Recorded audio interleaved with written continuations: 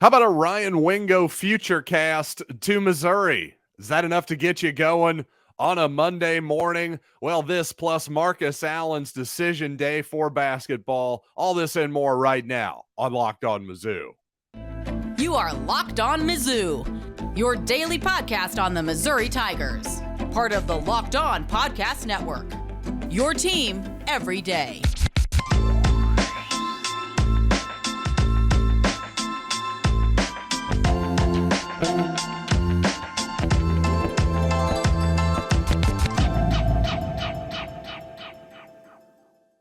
Hey, all you true sons and daughters, I'm John Miller, your Mizzou mafioso and the central scrutinizer of Missouri Tigers football and basketball. And you know what? These days, every new potential hire can feel like a high-stakes wager for your small business. That's why LinkedIn Jobs helps you find the right people for your team faster and for free. Post your job for free at linkedin.com/Locked On College. Terms and conditions apply. And yes, our old buddy Gabe DeArmond over at Power Mizzou, well, he made a bold move yesterday. We've been talking a lot about future casts recently. And as I told you people, well, those future casts over on rivals.com, they're not given out lightly by those analysts.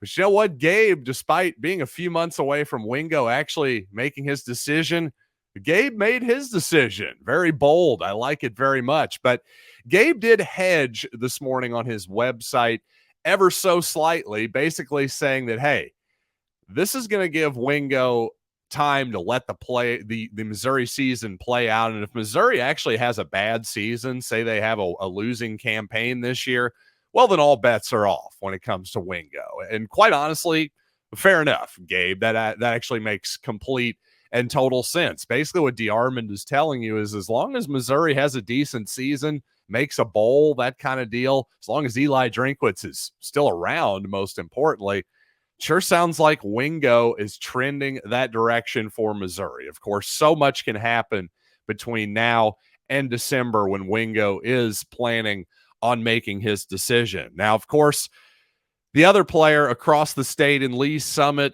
Williams Nwaneri, defensive end, a generational type prospect, according to some. At least a guy who comes around maybe once every few years or a decade, something like that. Certainly in the state of Missouri, the best defensive line prospect you've seen since at least Sheldon Richardson, maybe even going as far back to Justin Smith. But I tell you, Wingo Nwaneri, 2024. Now, I think that's the kind of ticket that America really needs to finally heal. Let's waive that age limit. But in all seriousness, though, in 2024, if you have Wingo and Nwaneri on the roster, well, first of all, with Wingo, as we saw with Luther Burden last year, a 5-star true freshman at receiver, can definitely make an impact. So there's no doubt that Wingo would see the field, barring injury, his first year. And how fun would it be, by the way, to see Burden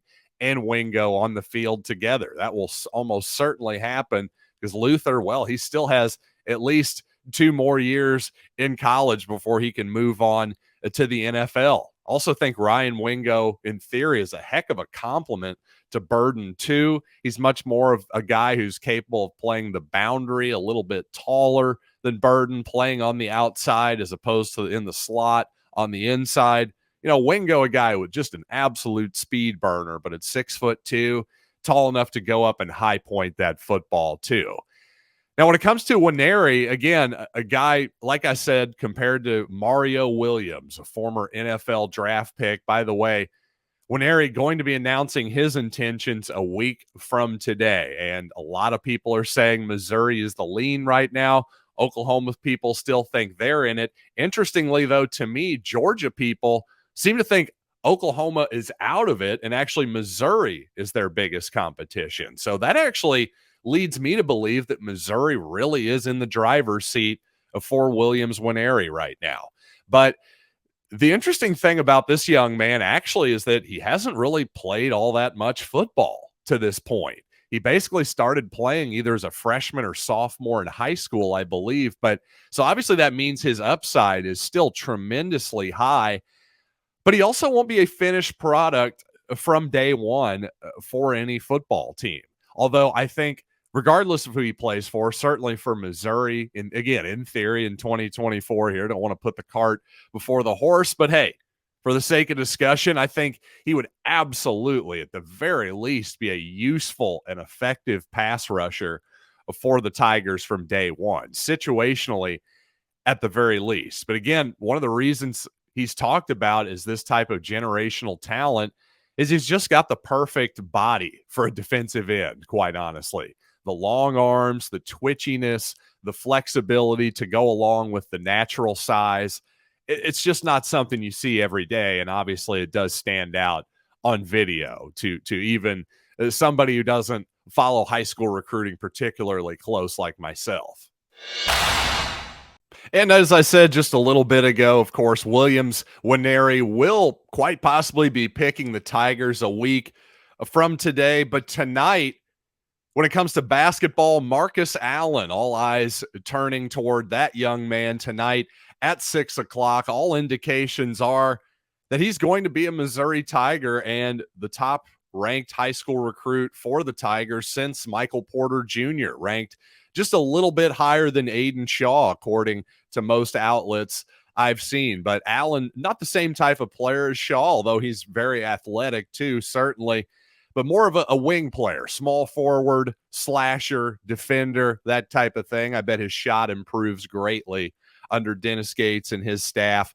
I will say, though, as we've learned before, you never know until the very end. I think a lot of Missouri reporters thought that Matthew Cleveland was heading toward the Tigers at one point before the University of Miami swooped in, an NIL school, as Brian Smith called them recently on this program. Well, I wouldn't count out Miami completely, but everything sounds like Missouri is going to land Marcus Allen, a really, really nice addition to what's shaping up to be an excellent, excellent third recruiting class for Dennis Gates. By the way, also Peyton Marshall going to decide on Friday as well. Just as a reminder, the former Auburn commit, big guy pushing 6'10", 7 feet, 300 pounds, classic back to the basket style game. So again, Dennis Gates and company just in on a lot of really interesting prospects in basketball right now. Marcus Allen, the latest to decide, probably for the Tigers here tonight at 6 o'clock.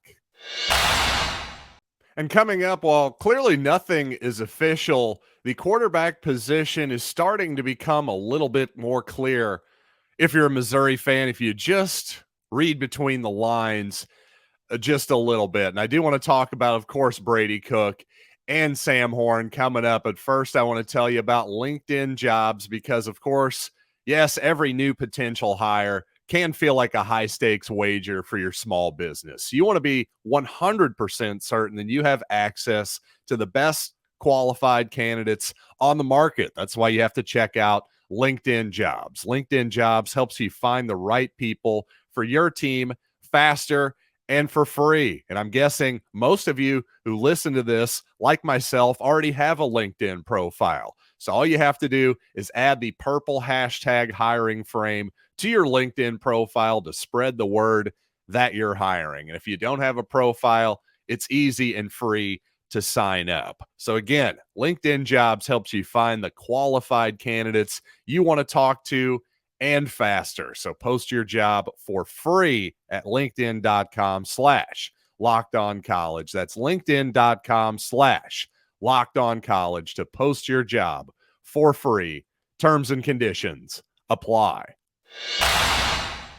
Thanks for making Locked On Mizzou your first listen every day. We are free and available wherever you get podcasts, including now on the Sirius XM app. And also on the app, you can find the suddenly red hot, well, relatively speaking, Kansas City Royals in Boston tonight at Fenway Park, channel 178, or of course on the Sirius XM app. But we're here to talk Mizzou football, and it sure seems like a Jake Excuse me. Let me try that again. It sure seems like a Brady Cook and Sam Horn battle at quarterback right now.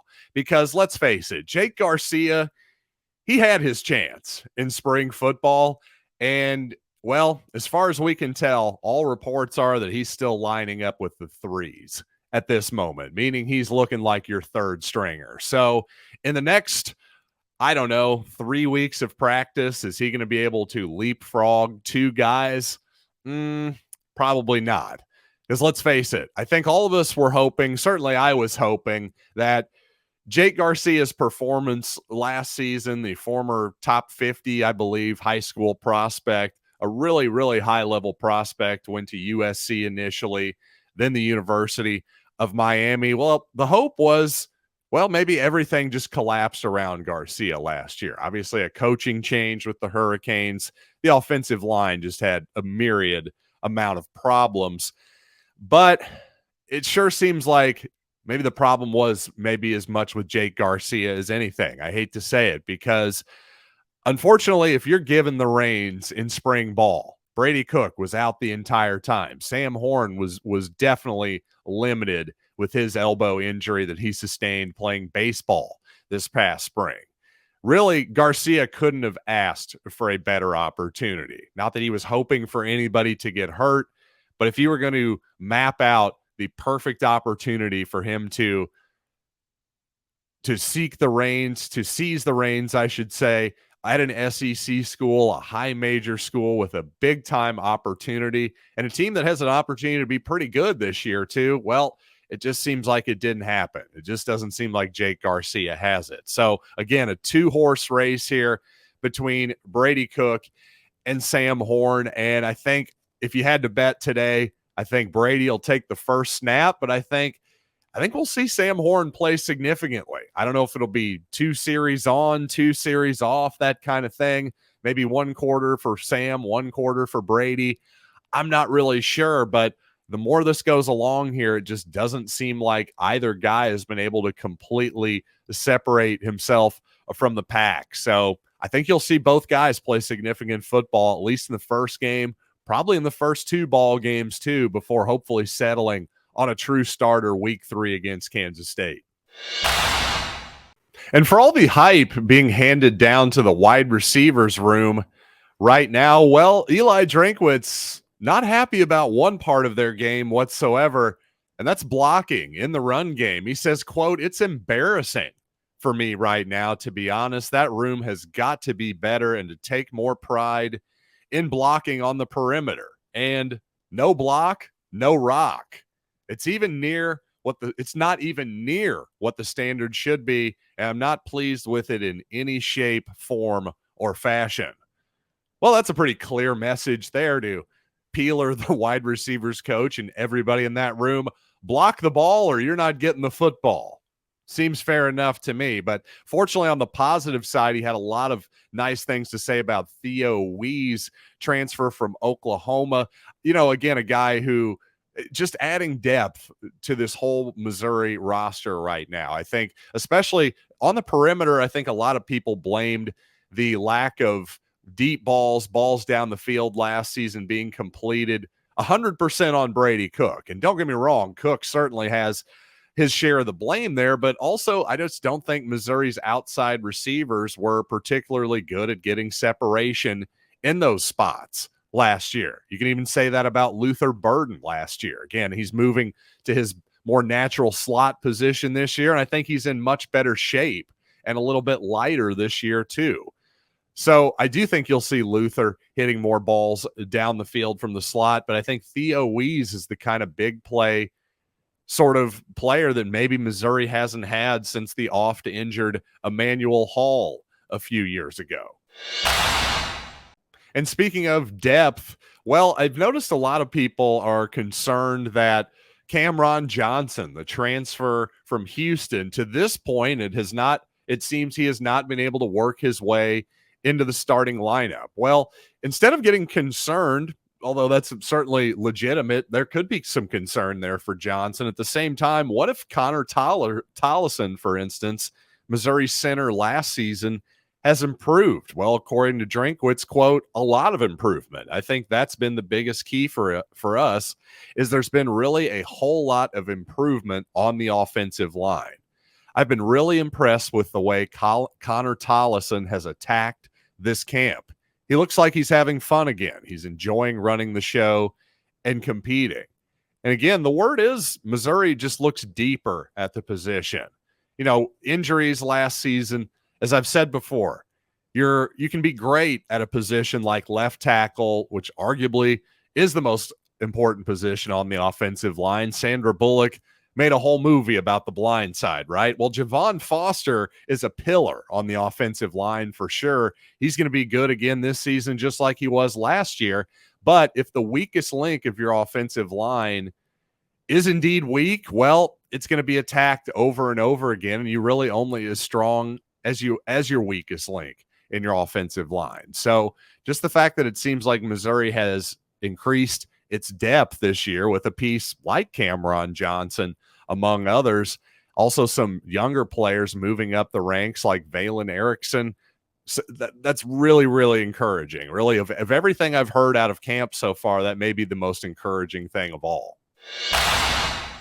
And coming up on the show, once again, Eli Drinkwtiz speaks and opposing fans get angry. There's just something about Eli's personality that rubs certain people the wrong way. But I got to say, when Eli talked about conference realignment this past weekend, I thought he made a lot of really good points. So I want to actually play his entire comments for you just to give you the context and give you some comments on the backside of it right after these quick messages.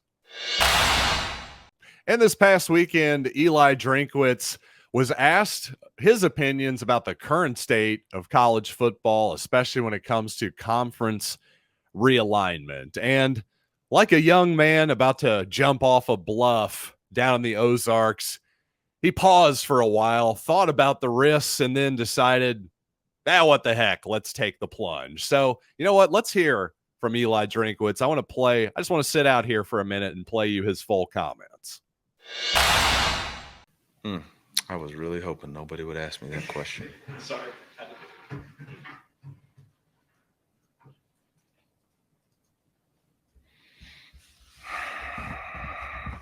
All right, I'm going to say it. I thought the transfer window, I thought the portal was closed. That's just for the student athletes. The adults in the room get to do whatever they want, apparently. And it's, it's just sad that there's, my question is, did we count the cost? I'm not talking about a financial cost. I'm talking about, did we count the cost for the student athletes involved in this decision? What cost is it to those student athletes? We're talking about a football decision. They based off football, but what about softball and baseball who have to travel cross country? Do we ask about the cost to them? Do we know what the number one indicator of symptom of or cause of mental health is? It's lack of rest and sleep. Traveling in those baseball, softball games, those people, they travel commercial. They get done playing at 4. They got to go to the airport. They come back. It's 3 or 4 in the morning. They got to go to class. I mean, did we ask any of them? Are we going to look back? I don't worry at all about the game. The game is going to be strong. Football is going to be fine. We'll all figure it out. But did we consider the people that we are entrusted with? Did we consider the student athlete? Because then we're asking them to go out on their own to get NIL. We didn't say we're going to revenue share. We're not saying they're getting a piece of it. So that's the thing that's bothering me right now in this whole situation is we keep trying to limit what the student athlete can do, but then we act on our own. And everybody's got their own reasons. And I'm not questioning any of those. I'm saying as a collective group, have we asked ourselves, what's it going to cost the student athletes? I saw on Twitter several student athletes talking about one of the reasons they chose their school was so that their parents didn't have to travel. They chose a local school so that they could be regionally associated so their parents could watch them play and not have to travel. Did we ask them if they wanted to travel from the East Coast to the West Coast? Man, I love the game, But every game that I coach, I look up in the stands and find my family.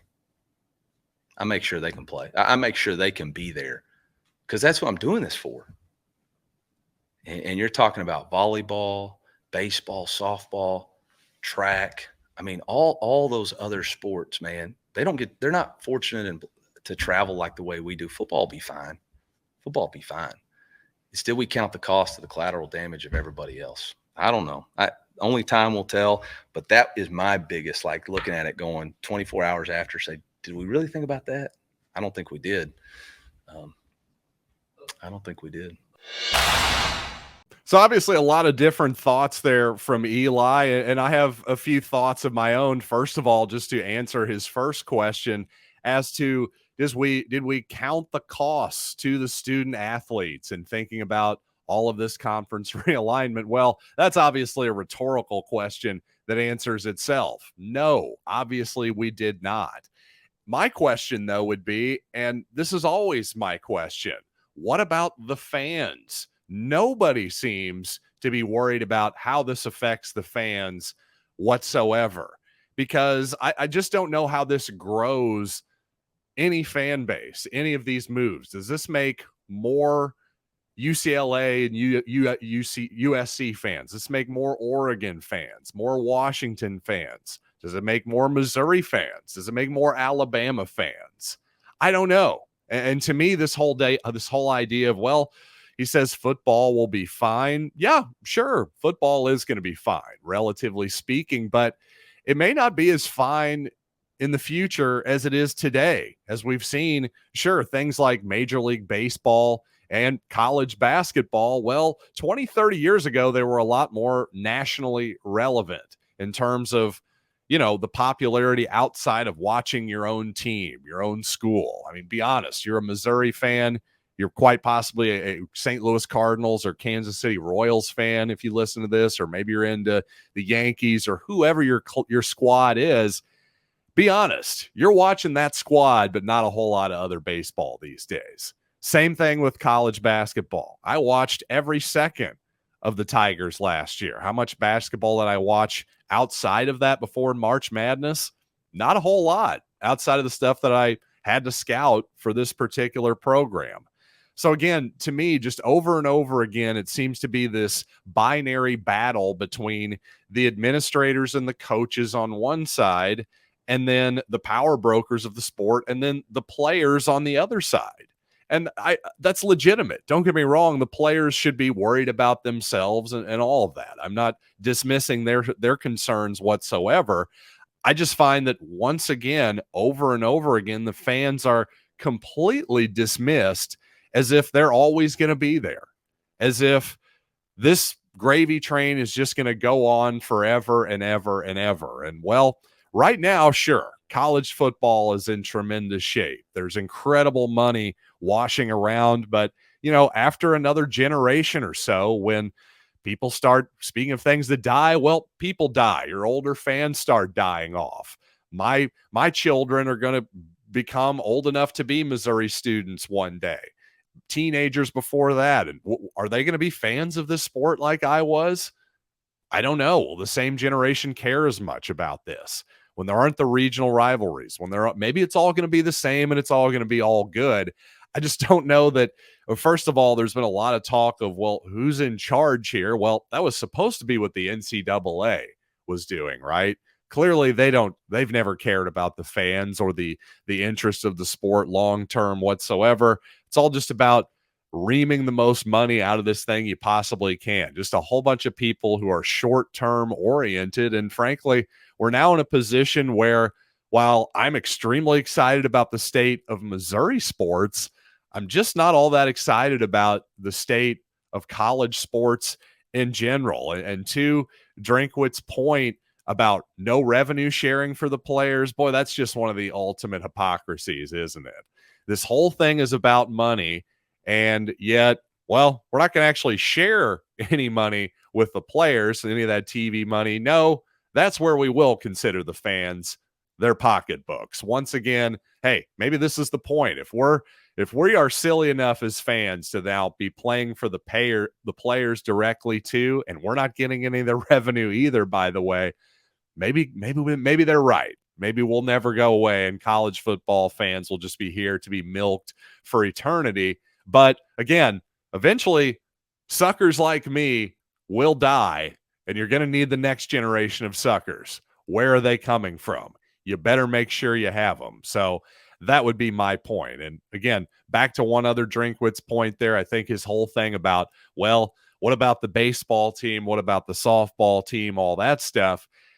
To me, that just shows how absurd it is that every sport and every conference and every decision is tied to football. Listen, if all of this is great for football, then let the football programs do it. What would be wrong with, for instance, I don't know, the old Big Eight sticking together in terms of wrestling? Wouldn't that be better for the Missouri wrestling program, the Nebraska program, Iowa State, Oklahoma State, all that good stuff? But it's not as though Missouri competing in the MAC the last few years before it moved back to the Big 12 in wrestling. Well, and now, by the way, Missouri in the Big 12. Missouri did move back to the Big 12, all you people, in wrestling. So if that can happen, why can't we just do that for all the sports? Why do all these sports have to be tied together? I don't know. It almost seems like men's basketball and football, at the very least, should just be its own separate department, and all the other sports that are essentially just glorified, intramural programs. I hate to say it. I'm only saying that in terms of revenue. It's not that I don't think these sports should exist. I just think they should be separated from these big boy sports, the revenue sports that don't really have anything to do with women's college golf and the soccer team and all that stuff. Again, not an insult to the women's soccer team at all. In fact, that's actually becoming much more appealing to me as I get older. I don't know, just it seems like a much more pure experience than what college football and basketball are becoming.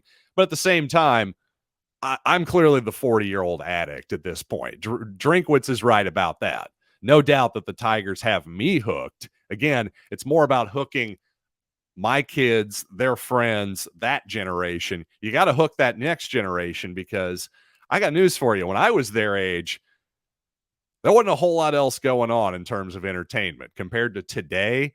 Now you've got every form of entertainment you can possibly imagine at your very fingertips. So college football's you have to fight a lot harder to capture the minds of young people than it used to back in my day. So again, love to hear all of your thoughts, of course, on this topic and any others related to Mizzou football and basketball. Hit me up on social media at Locked On Mizzou or Locked On Mizzou at gmail.com. So thanks for listening. As always, I'll see you tomorrow right here on Locked On Mizzou.